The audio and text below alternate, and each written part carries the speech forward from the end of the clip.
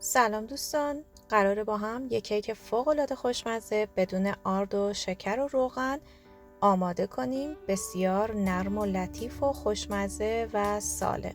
بریم که با هم درستش کنیم.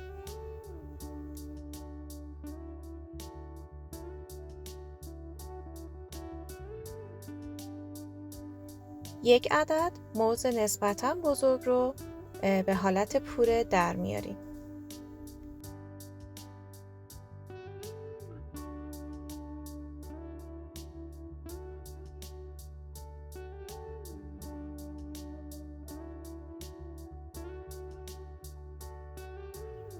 یک عدد تخم مرغ رو با نوک قاشق چایخوری وانیل با هم مخلوط میکنیم و تخم مرغ رو حدود 2 دقیقه خوب هم میزنیم.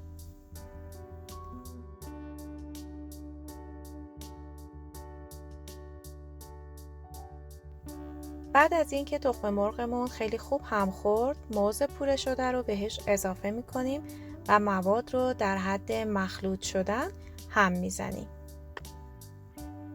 این کیک سرشار از پروتئین هست، فوق‌العاده خوشمزه، نرم و رطوبتیه و برای افرادی که رژیم دارن یا برای ورزشکارها میتونه یک گزینه خیلی خیلی مناسبی باشه. بعد از اینکه موادمون کامل با هم مخلوط شدن، یک قاشق چایخوری سرصاف بیکینگ پودر رو اضافه میکنیم. 2 قاشق غذاخوری آرد جوی 2 سرپرک داریم. من جوی 2 سرپرک رو داخل آسیاب ریختم و خیلی خوب اونها رو به صورت پودری نرم و لطیف در آوردم. نصف قاشق غذاخوری پودر کاکائو هم بهش اضافه میکنم و هم میزنم تا کل موادم به صورت یک دست با هم مخلوط بشن. ممنون میشم اگر این آموزش رو دوست داشتید کانال رو سابسکرایب کنید، این آموزش رو لایک کنید، برای من کامنت بذارید و بگید که از کدوم شهر یا کشور این آموزش رو میبینید.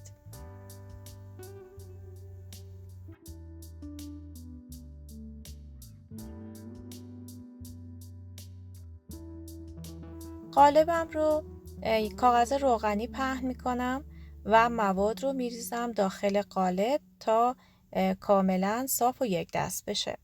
روی مواد رو کمی کنجد میپاشم. شما از هر چیزی که دوست داشتید میتونید استفاده کنید، میتونید هم حذف کنید. فر رو از قبل با دمای 175 درجه خیلی خوب داغ کرده باشید. این کیک رو بذارید داخل فر تا پخته بشه.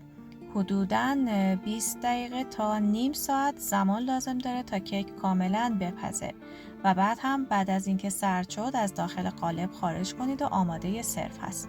امیدوارم از این آموزش لذت برده باشید. تا آموزش بعدی، خدا نگهدار.